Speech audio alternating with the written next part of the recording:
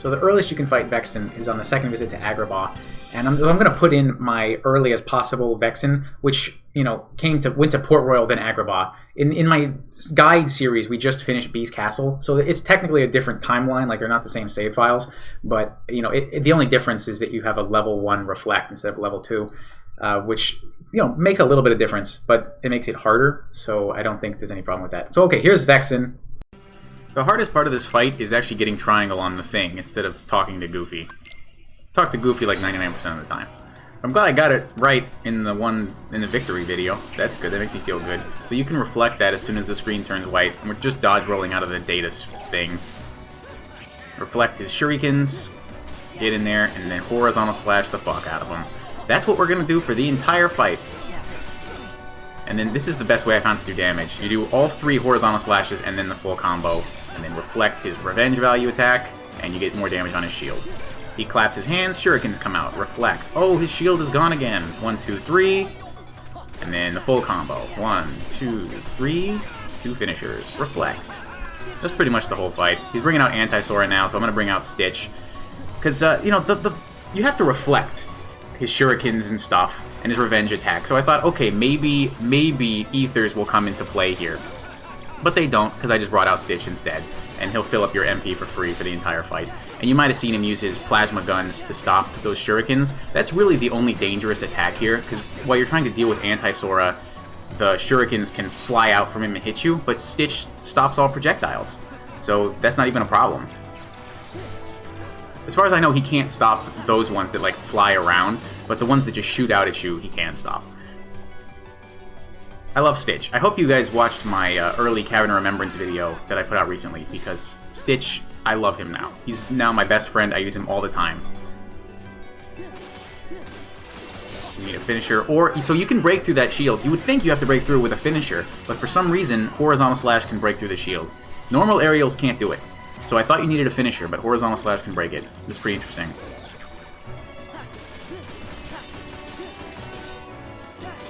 And it can kill bosses, right? So for some reason, the last hit of Horizontal Slash is classified as a finisher, which is really convenient. And now we're just getting the data collection thing away from Vexen so we can get it and do damage. There we go. Reflect.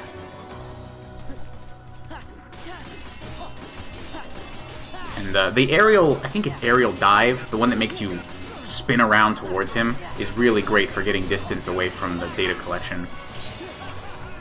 And I dodge rolled that revenge value attack instead of reflecting it, but that's fine. I was forcing that Anti-Sora just so I can finish the boss without looking at him. Yeah, so Thunder is what I decided to do to destroy Anti-Sora. You don't even have to try. You just use Thunder. See, again, those shurikens that shot out at me would have hit me, but Stitch was there to stop them. Easy. And you can just Thunder down Anti-Sora, no problem at all. So yeah, it's like double whammy. Not only is Stitch going to save you from those projectiles, he's going to keep your MP up while you're spamming Thunder on Anti-Sora. It's so good. He's so good. I love you, Stitch. I love you so much. Reflect his stupid shurikens, break his shield with Horizontal Slash, and get in there.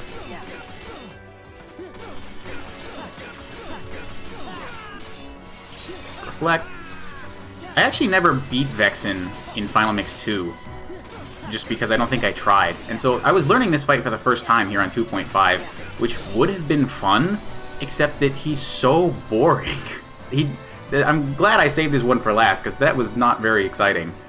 I can't believe he doesn't have a Desperation move in the Absent Silhouette. He's got one in the data battle, but why didn't they give it to him in the Absent Silhouette? Everyone else has one. Zexion, Larxene, like, I don't need to list them. They all have one. So it's really strange. We're going to look at my stuff. Hero's Crest, I didn't even use an Ether because Stitch is so good. We had 1 air combo plus, so not 2. 2 is too many and you can't do as much damage as what I was doing here. Got all our growth abilities. Aerial stuff except for Aerial Finish because it takes too long. Horizontal Slash. Nobody else's abilities matter because we had Stitch out. I turned off Reflect's ability to put you in MP charge, which is helpful. Yeah, I'm level 1. I actually didn't fully level up my summon gauge yet on this file, but like we weren't even close. We weren't even close to running out of Stitch. Now it's time to fly around the magic carpet for most of this visit. Looking at the timeline here in Adobe Premiere. We are going to spend more time on this carpet than against Jafar, but that's fine. Real talk, I had to do this a bunch of times. This is surprisingly annoying. Like I beat Zaldin on my first try. That recording was my first try. This I had to do like 10 times. The first 2 waves are fine. It's these damn fortune teller with their crystal balls. Like, just your movement is so wonky when you're on the carpet, and your momentum carries with you when you're trying to move around. And so your only real option against these guys is to reflect. But they can, because of their timing, they could snipe you with their ice, like right after you cast Reflect. I have no idea what that is. Oh right, it gives you Clear Shot. Yeah, so it's tricky dealing with it. That one wasn't that bad. The one on top of the tower is going to suck balls. Of course, again, we're still using Monochrome because it's the best. I have to chase Jafar's water form. Like, is this from the movie? I think I saw 15 minutes of Aladdin 2. I never really watched it. I like the third one. 40 Thieves, King of Thieves. I can't remember what the title is, but I remember that it was about the 40 Thieves. Anyway, I don't know what the fuck is going on with this Jafar, but yeah, he's made out of water for some reason. I don't know.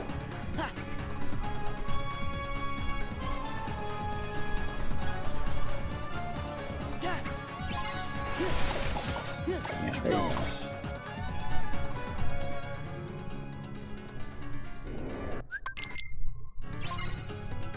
And this is the trickiest, the true test of a man, is to get that sticker at full speed. Okay, so this fight is just the worst. I hate it so much. This first wave, you know, these guys are just trash. Magnet these guys down. But, so you can't summon on the carpet, you can't drive, you can't use a limit, so a lot of your, you know, go-to safeties are unusable. So you need to get a good reflect. And I want to kill these guys close to the same time, because the one that spawns after one of these things dies, perfect. I killed both of them at the same time. If you only killed one, Fire Big Dude would still spawn, and that would just be trouble. Because dealing with him and the Fortune Teller at the same time, really not good. But now that it's just him, we can take care of him. But yeah, I hate that fight. I had to do that so many times. And this is a complete waste of time. But I say waste of time a lot when I'm making these videos. But I don't, you know, it's not really a waste of time. I love all the weird, you know, random stuff in this game. Like, if I'm just playing this for fun, of course this is fun. I'm riding on the fucking carpet from Aladdin. It's awesome. But, you know, for the purposes of trying to no-damage this, it's just a pain. So obviously I can't stop and kill all these guys. I'm gonna get hit. So I'm trying to get... Okay, I got a lock on the orbs, but I lost it when I went too far away. Okay, got it again. I'm just trying to avoid the Heartless. There we go.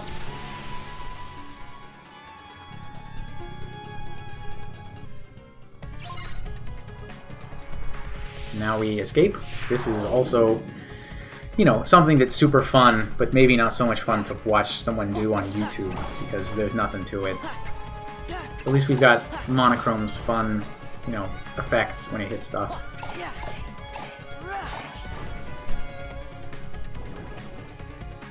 Yeah, that's the Pro Strat right there. Is getting those Fortune Tellers with the second finisher. That's good stuff.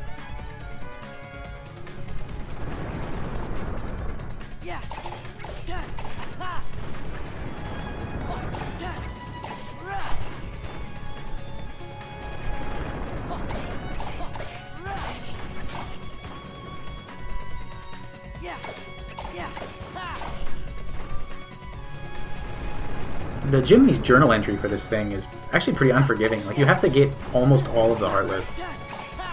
And with the just crazy motion and momentum of the carpet, it can be tough.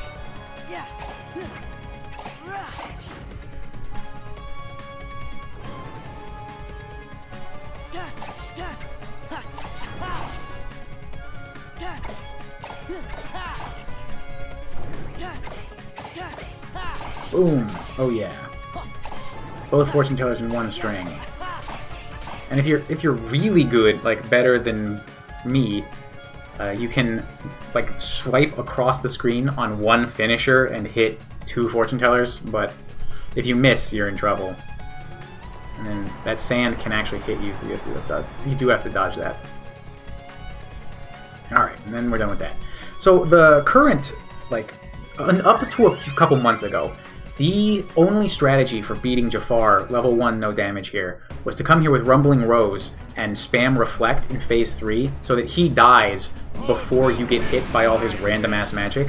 But we're not going to do that, because this strategy I actually invented a couple months ago, and it is as fast, if not faster, than that Reflect method. So unfortunately we do have to use the inferior Hero's Crest just to dish out more damage. Okay, so that was one combo, and we're just going to walk away now. I did a little extra damage, and I'll explain why in a second, why I did that extra aerial spin. So we're just going to walk away. We're still in Phase 1. We're going to hit his torso again. 3 horizontals. Okay, 4, it doesn't matter, because we've got 2 finishers. We could have done whatever we wanted. Okay, so we're going to do 3 horizontal strikes and 1 finisher. Because you are under a bit of a time crunch here, so I just put a little extra damage on him beforehand to account for if I had done 2 finishers there. And now we're going to do 2 finishers because we're not under a time crunch. But you need to get through that first part fast so that the reaction command doesn't go away. So instead of doing 2 finishers on those combos, I just put a little damage on him at the beginning. You reflect his little thing when he says his line, and you've got to kill his abdomen really quickly here. And then it's over. That's the end of the fight. So the goal was to get him low enough that this round of attacks would kill him, but not so low that he goes into the Dark Tornado thing. And there we go. I figured out how to do it. That is how to do it. You can do that every single time, and this will never fail. You don't have to go into the Dark Tornado. You don't have to deal with all his crazy-ass magic that you can't deal with. Super easy. Easy. This giant-ass face just sitting on the screen. That was kind of funny. I like that fight, though, aesthetically. Like, flying over Agrabah, there's all those buildings down there, and the giant palace is still in the distance. Yeah, it's cool. That's a cool fight. It is nice to play with mechanics where you can't use, like, limits and summons and drives, where you actually have to do something different. So that's nice, at least. And I like how the peddler's shop always gets bigger and more full of gold every time you do something here. That's fun. That's a fun little subtle storytelling. And those are my abilities. Yeah, thanks for watching.